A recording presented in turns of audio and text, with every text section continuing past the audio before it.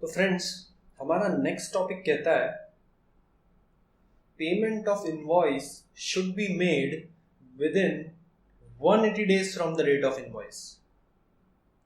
आपको इनवॉइस का पेमेंट कर देना है 180 दिन में। आप मान लीजिए आपका जो इनवॉइस है उसका डेट है 1 जनवरी 2020। उसका पेमेंट आपको कर देना है 180 डेज में। मतलब कब तक? मान लीजिए 180 दिन खत्म हो रहे हैं 30 जून को। जस्ट अज्यूम दैट 1 जनवरी से 180 डेज कंप्लीट हो रहे हैं 30 जून को। तो पेमेंट कब तक करना है? 30 जून तक। अगर आपने 30 जून तक इसका पेमेंट नहीं किया तो जो आपने इनपुट टैक्स क्रेडिट लिया था उस क्रेडिट को आपको गवर्नमेंट को रीपे कर देना पड़ेगा। और जितने टाइम तक ये क्रेडिट आपके इलेक्ट्रॉनिक क्रेडिट लेजर में रहा उतने पीरियड का आपको गवर्नमेंट को 18% इंटरेस्ट पे करना पड़ेगा। ठीक है, तो अब इसको कैसे कैलकुलेट करेंगे? अगर आपने 30 जून तक पे नहीं किया, ठीक है, तो गवर्नमेंट क्या कहती है? इस अमाउंट को वापस पे कर दो। अब आप एक चीज समझिए, 30 जून का रिटर्न आप जब भरोगे, मतलब आप जून मंथ का रिटर्न जब भरोगे तभी तो आप गवर्नमेंट को ये पैसा वापस कर पाओगे अपनी आउटपुट टैक्स लायबिलिटी में ऐड करके। सपोज आपकी करंट मंथ की आउटपुट टैक्स लायबिलिटी है CGST 5000, SGST 5000।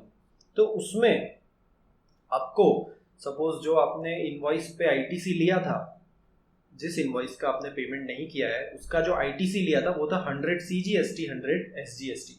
तो 5000 में 100 ऐड करेंगे। इस 100 के अलावा आप इंटरेस्ट भी अपने आउटपुट टैक्स लायबिलिटी में ऐड करेंगे और गवर्नमेंट को पे कर देंगे। अब एक चीज समझिए, जो 30 जून को आपको गवर्नमेंट ने बोला कि 180 दिन हो गए, ठीक है, आपको 180 दिन 30 जून को हो गए, तो उसको आप पेमेंट कब कर पाओगे गवर्नमेंट को? जो आप जून का रिटर्न भरोगे। जून का रिटर्न कब भरते हैं? जुलाई में, 20 जुलाई को।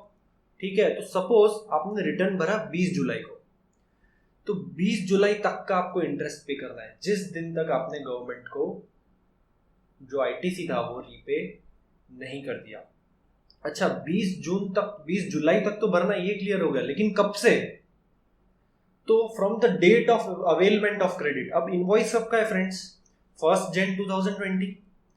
1 जनवरी 2020 का इनवॉइस है, लेकिन मैंने इसका क्रेडिट कब लिया होगा? जब मैंने जैन का रिटर्न भरा होगा। जैन का रिटर्न कब भरूंगा? फेब में भरूंगा। कौन सी फेब को? 20 फेब को। मान लीजिए मैंने 20 फेब को रिटर्न भरा, तो date of availment of credit कौन सा हुआ? 20 फेब 2020। ये हुआ मेरा date of availment of credit. इस दिन से मुझे कब तक पेमेंट करना है अपना इंटरेस्ट का? इस दिन से मुझे इंटरेस्ट का पेमेंट कब तक करना है? जब तक मैंने ये जो टैक्स क्रेडिट थी इस इनवॉइस की, जो 1 जनवरी को इनवॉइस मिला था, इसकी जो टैक्स क्रेडिट थी वो टैक्स क्रेडिट मैं गवर्नमेंट को लौटा नहीं देता। और मैंने कब लौटाई? 20 जुलाई 2020 को। क्योंकि मुझे कब पता पड़ा? जून में पता पड़ा कि मेरा इनवॉइस का 180 डेज हो गया है, मैंने इस इनवॉइस को पेमेंट नहीं किया है। तो क्या मैं इसका क्रेडिट ले सकता हूं? मैं इसका क्रेडिट नहीं ले सकता और मुझे ये टैक्स गवर्नमेंट को वापस देना होगा। तो जून में पता पड़ा, तो क्या मैं जून में तुरंत टैक्स वापस दे सकता हूं? नहीं दे सकता। जून का रिटर्न कब फाइल करूंगा? अगस्त में, सॉरी जुलाई में। तो मान लीजिए मैंने 20 जुलाई को रिटर्न फाइल किया, ठीक है, तो 20 जुलाई को जो रिटर्न फाइल किया उसमें मैं गवर्नमेंट को ये टैक्स वापस कर दूंगा अलॉन्ग विथ इंटरेस्ट। तो 20 फेब से लेके 20 जुलाई तक का जो भी आपका इंटरेस्ट बनता है at the rate of 18% ITC पे, वो आप गवर्नमेंट को रीपे कर देंगे। इस पे एक प्रैक्टिकल देखते हैं नंबर्स के साथ, तो आपको ज्यादा आइडिया आएगा। Mister x purchased goods worth ₹1 lakh. 1 lakh के गुड्स परचेज किए एट 5% GST। लिखा है इंट्रास्टेट ट्रांजैक्शन है, तो 5% GST और इंट्रास्टेट ट्रांजैक्शन हो क्या होगा? 2.5% CGST, 2.5% SGST। So Mr. X purchased goods worth rupees 1 lakh at 5% GST from Mr. A on 28th December 2019. 28 दिसंबर 2019 को 1 लाख के गुड्स खरीदे. Return for the month of December was filed on 20th Jan 2020. जो दिसंबर month का return था वो कब भरा? 20 जनवरी 2020 को. क्यों बता रहा है ये? क्योंकि ये क्या है, हमारी date of availment of credit. 28 दिसंबर को क्या आया मेरे पास? इनवॉइस आया. इस इनवॉइस का मैं क्रेडिट कब ले पाऊंगा? जब मैं रिटर्न भरूंगा दिसंबर का. दिसंबर का रिटर्न कब भरूंगा? जनवरी में. कब तक भर सकता हूँ? 20 जनवरी तक. और मान लीजिए मैंने 20 को ही भरा, 17, 18, 19 को भी भर सकता था, लेकिन भरा कब? 20 जनवरी को. अब he paid for these goods to Mr. A on 20th September 2020. 28 दिसंबर का इनवॉइस और पे कब किया है? 28 सितंबर 2020 को. तो दिख रहा है बियॉन्ड 180 डेज है. ठीक है, जब बियॉन्ड 180 डेज हो तो सीजीएसटी लॉ क्या कहता है? Date of availment of credit से लेके date of reversal of credit, या फिर जिस दिन हमने गवर्नमेंट को ये टैक्स पे कर दिया उस दिन तक का क्या भरो? इंटरेस्ट. ठीक है. Calculate the amount of interest to be paid by mister A to government. ठीक है. तो स्टेप वन क्या है हमारा? पहले हम चेक करेंगे क्या इनवॉइस 180 डेज ओल्ड हो चुका है. तो 180 days from invoice completes on 24 जून. जो 28 दिसंबर का इनवॉइस है वहां से आप 180 डेज कैलकुलेट करेंगे तो आपको डेट मिलेगी 24 जून. यानी 24 जून को आपके 180 डेज कंप्लीट हो गए. 180 डेज कंप्लीट हो गए तो लॉ क्या कहता है? अब आपको ये जो इनपुट टैक्स क्रेडिट आपने लिया था, कितना? 1 लाख पे 5%. कितना लिया आपने? 5,000 का जो आपने इनपुट टैक्स क्रेडिट लिया था वो अब जो आप जुलाई में रिटर्न भरोगे, कौन से मंथ का? जून मंथ का.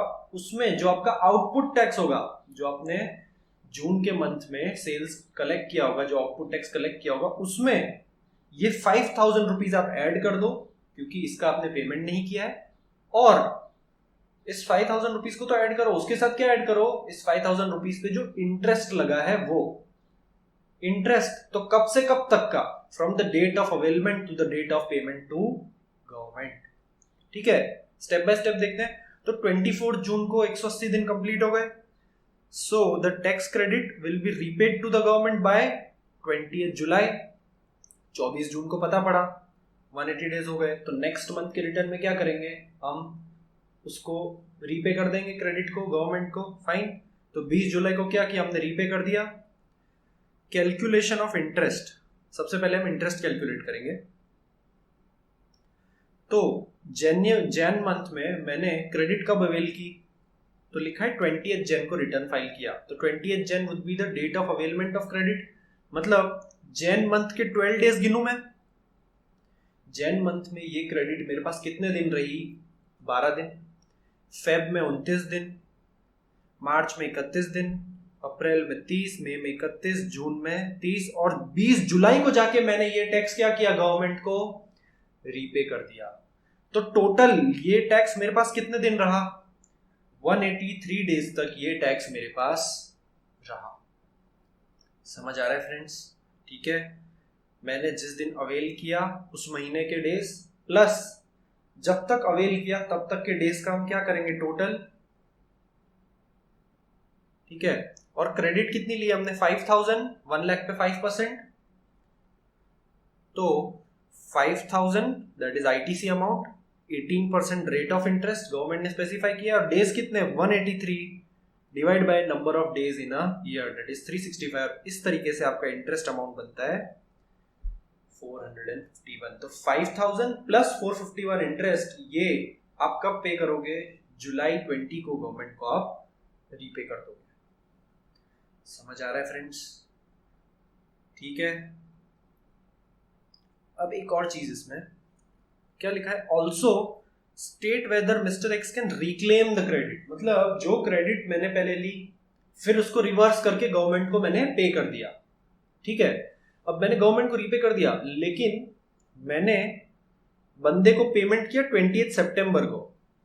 अब मैंने पेमेंट तो किया, भले ही मैंने लेट किया, जुलाई के बाद किया, मैंने अगस्त के बाद किया पेमेंट, सितंबर में किया, लेकिन पेमेंट तो किया. तो क्या मैं ये क्रेडिट वापस ले सकता हूं?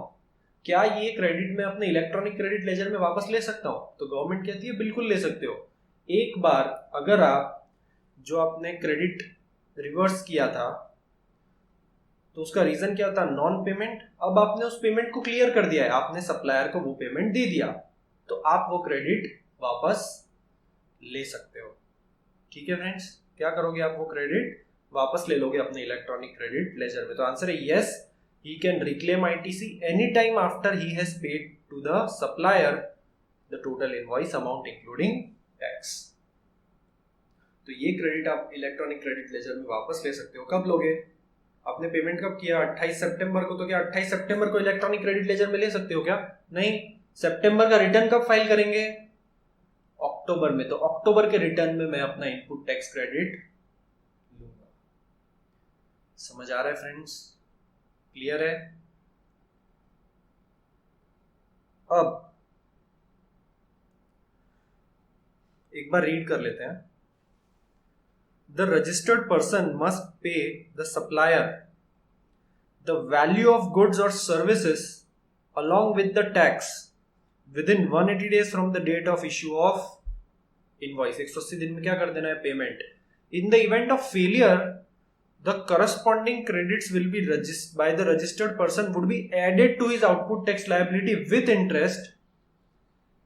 Interest will be paid at 18% from the date of availing the credit, जिस दिन credit avail की, till the date when the amount added to the output tax liability is paid।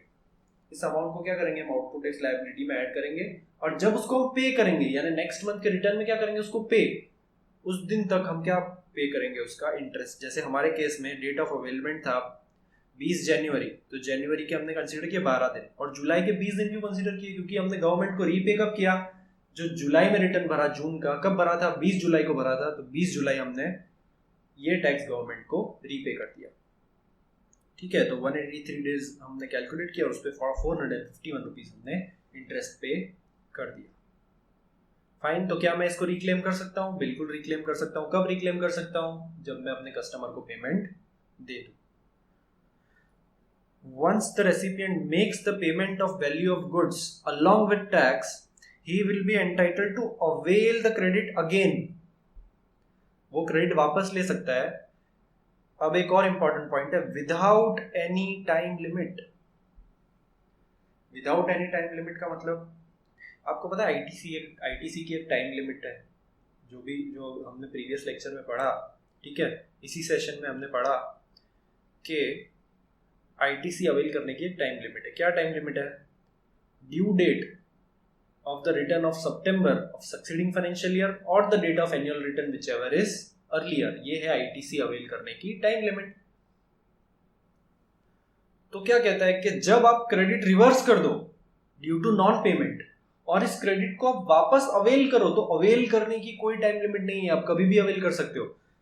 मान लीजिए आपने 1 साल तक कस्टमर को पेमेंट नहीं किया, मान लीजिए 2 साल तक नहीं किया, 2 साल बाद जब आप पे करो ना कस्टमर को, तब आप ये क्रेडिट वापस अवेल कर सकते हो। तो ये क्रेडिट अवेल करने की कोई टाइम लिमिट नहीं है। मतलब ये जो ऊपर एक्सेप्शन लिखा है, the time limit under section 16(4) does not apply to claim for re-availing of credit that has been reversed earlier। ठीक है, क्या लिखा है? Exception to the rule of time limit for availing ITC. क्या एक्सेप्शन है? कि रीअवेलमेंट ऑफ क्रेडिट आप कभी भी कर सकते हो, उसकी कोई टाइम लिमिट नहीं है। समझ आ रहा है फ्रेंड्स? ठीक है, एक एग्जांपल दिया है। Hercules machinery delivered a machine to XYZ in January 2018 under invoice number 49 dated 28 January. 28 जनवरी का इनवॉइस है for 4,50,000 plus GST and under to trial runs and calibration of machine as per the requirement of XYZ।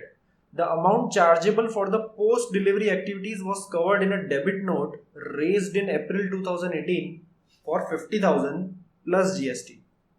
XYZ did not file its return till October 2018। Invoice date कौन सा है friends? 28 जनवरी 2018। मतलब financial year कौन सा हुआ? 17, 18। ठीक है, तो क्या सितंबर के रिटर्न की ड्यू डेट 20 अक्टूबर 18, या फिर date of filing of annual return, इधर क्या लिखा है, XYZ डिड नॉट फाइल इस एनुअल रिटर्न टिल अक्टूबर, और इधर दिसंबर तक का ड्यू डेट होता है रिटर्न फाइल करने का, एनुअल रिटर्न, बट उसने अक्टूबर तक फाइल नहीं किया है, अक्टूबर तक क्या किया, फाइल नहीं किया है। तो अब अक्टूबर तक फाइल नहीं किया है तो मतलब जो हमारे सितंबर के रिटर्न की ड्यू डेट है वो क्या हो जाएगा, हमारा last date to avail input tax credit. Though the debit note was received in next financial year, it relates to an invoice received in the financial year ending March 18. Therefore, the time limit for taking ITC was on 50,000 as well as on 4,50,000 is 28th October. तो 28 October is the last date to avail ITC. ये तो clear है, लेकिन इस question में friends twist क्या है, हम ऊपर का एक बार प्रोविजन पढ़ते हैं पहले। ITC on the invoices pertaining to financial year or the debit notes relating to the invoices pertaining to the financial year। ठीक है, मतलब फाइनेंशियल ईयर कौन सा चल रहा है, आपका फाइनेंशियल ईयर चल रहा है 17-18, और debit note relating to the invoices, मतलब इन इनवॉइसेस के रिलेशन में अगर कोई डेबिट नोट इशू हुई है, मैंने डेबिट नोट समझाया था आपको फ्रेंड्स क्या होता है। तो अगर किसी इनवॉइस में कोई मिस्टेक है अमाउंट की और सेलर वो अमाउंट बढ़ाना चाहता है, सेलर क्या करेगा, डेबिट नोट इशू करके बायर को दे देगा। तो मान लीजिए इनवॉइस मार्च का है लेकिन डेबिट नोट इशू हुआ है अप्रैल में, तो डेबिट नोट किस इनवॉइस के रिलेशन में है, मार्च वाले इनवॉइस के रिलेशन में है डेबिट नोट। ठीक है, तो ये जो मार्च वाले इनवॉइस के रिलेशन में जो डेबिट नोट है उसका भी last date to avail ITC कौन सा होगा, जो उस इनवॉइस का होगा। हमारे केस में इनवॉइस का last date to avail ITC कौन सा है, 20 अक्टूबर।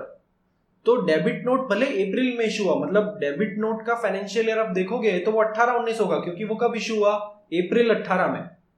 लेकिन उस डेबिट नोट से रिलेटेड जो इनवॉइस था वो कब इशू हुआ, मार्च 2018 में, दैट इज उसका फाइनेंशियल ईयर क्या था, 17-18।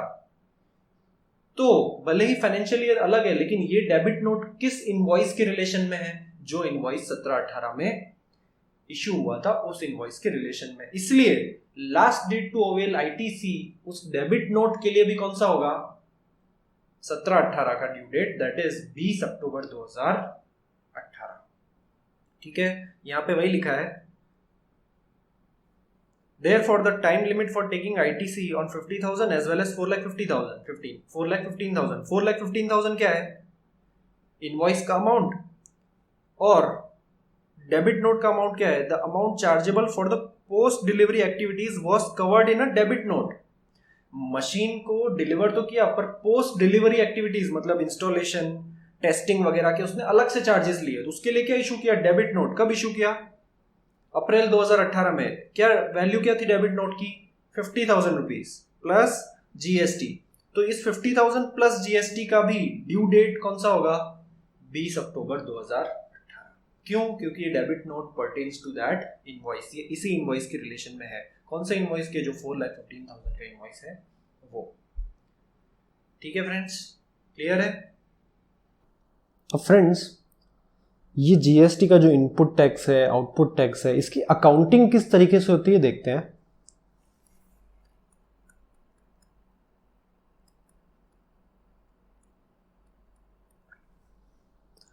सपोज आपने गुड्स सेल किए, ठीक है,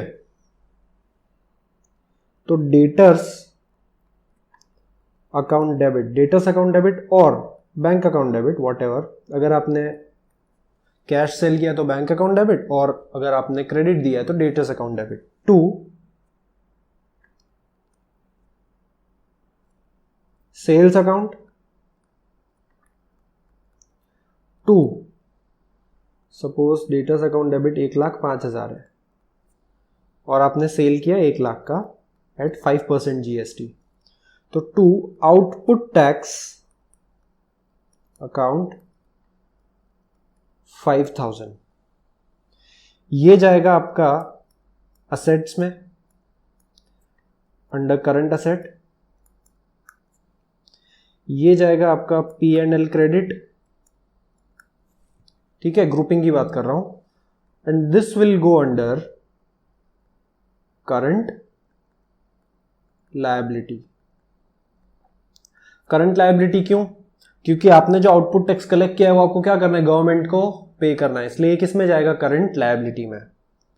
अब अगर आपने कोई चीज परचेज की तो उसकी क्या एंट्री होगी, परचेज अकाउंट डेबिट, से सपोज 50,000,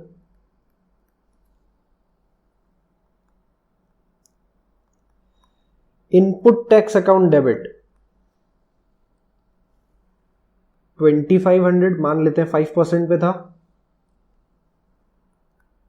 टू क्रेडिटर्स और bank, what ever, credit transaction है कि कैश ट्रांजेक्शन है उस पर डिपेंड करेगा, 52,500।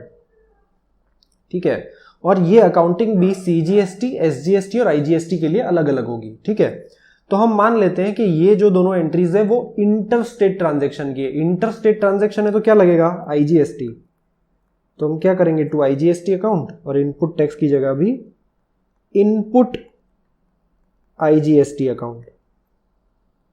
ठीक है, अब ये परचेज जाएगा P&L डेबिट,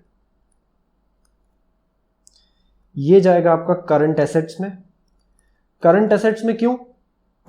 क्योंकि आप इसको यूज करते हो अपना आउटपुट टैक्स पे करने के लिए, आउटपुट में से ही तो ये इनपुट माइनस होगा और गवर्नमेंट को पे होगा। ठीक है, तो ये क्या हुआ आपका करंट एसेट, और क्रेडिटर्स जाएगा आपका अंडर करंट लायबिलिटी। ठीक है, तो इस तरीके से होती है टैक्स की अकाउंटिंग।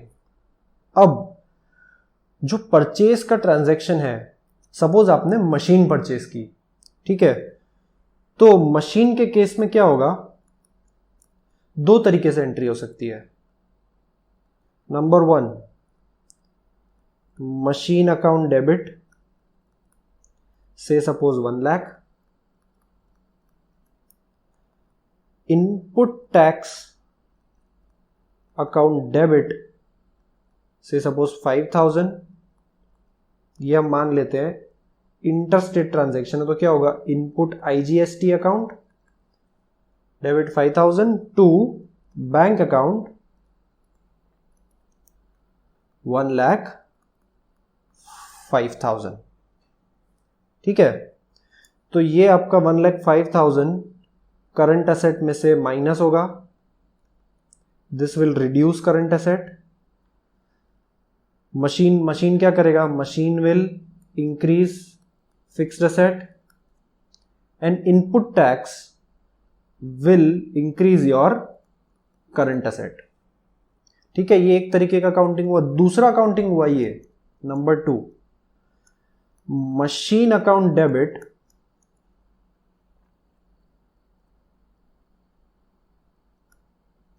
$1,05,000 to bank account 1,05,000। अब फ्रेंड्स, दूसरे केस में आपने देखा कि जो इनपुट टैक्स का अमाउंट है उसको सेपरेट नहीं किया गया है। जो सेकंड ट्रांजैक्शन, जो सेकंड है एंट्री, उसमें भी ट्रांजैक्शन यही है कि 1 lakh basic amount, 5,000 input tax and total comes to 1,05,000। लेकिन उस केस में इनपुट टैक्स को अलग नहीं किया है, बल्कि 1,05,000 को टोटल कहां कैपिटलाइज कर दिया है, फिक्स्ड एसेट में उसको कैपिटलाइज कर दिया है। ठीक है, जबकि यहां पे 1 लाख, एंट्री नंबर 1 में 1 लाख फिक्स्ड एसेट में कैपिटलाइज किया था और 5,000 करंट एसेट्स में लिया था in the form of input tax credit. अब सीधी सी बात है कि अगर आपने ये 1,05,000 को पूरा का पूरा कैपिटलाइज किया है तो इस पे आप डेप्रिसिएशन भी लोगे इनकम टैक्स में। P&L अकाउंट में डेबिट करते हैं ना डेप्रिसिएशन, तो 1,05,000 पे डेप्रिसिएशन लोगे केस नंबर 2 में। सपोज मशीन की लाइफ है 10 साल, तो 1 साल का डेप्रिसिएशन SLM बेसिस पे कितना होगा, 10,500। और इस केस में, केस नंबर 1 में आप डेप्रिसिएशन, अगर मशीन की लाइफ 10,000 है तो 1 साल का डेप्रिसिएशन कितना होगा, 10,000 रुपए।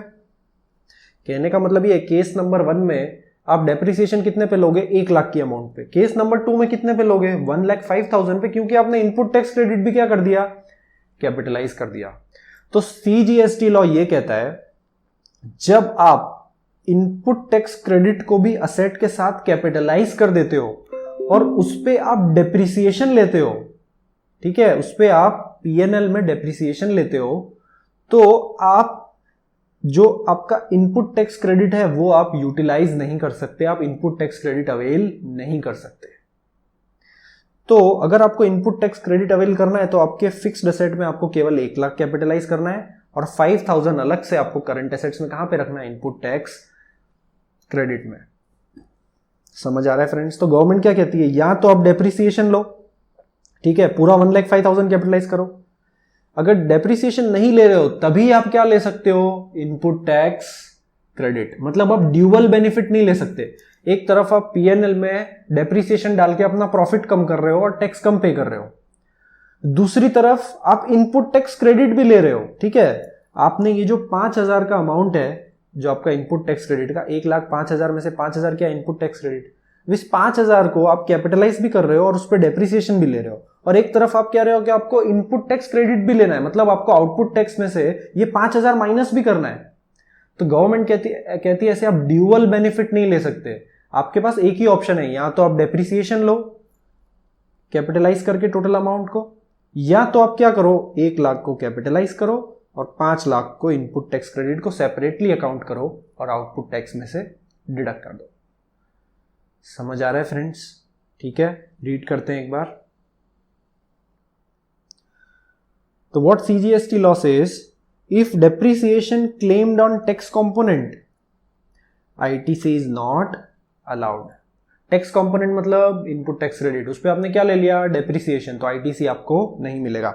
If a person taking the ITC on capital goods and plant and machinery has claimed depreciation on the tax component, आपने क्या ले लिया, डेप्रिसिएशन, किस पे ले लिया, टैक्स कंपोनेंट पे, of the cost of the said item under the income tax act, the ITC on the said tax component shall not be allowed.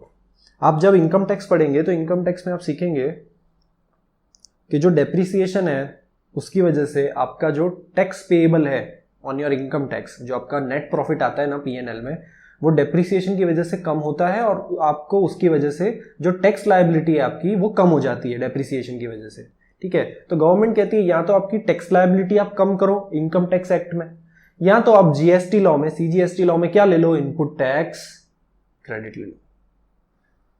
समझ आ रहा है फ्रेंड्स? ठीक है।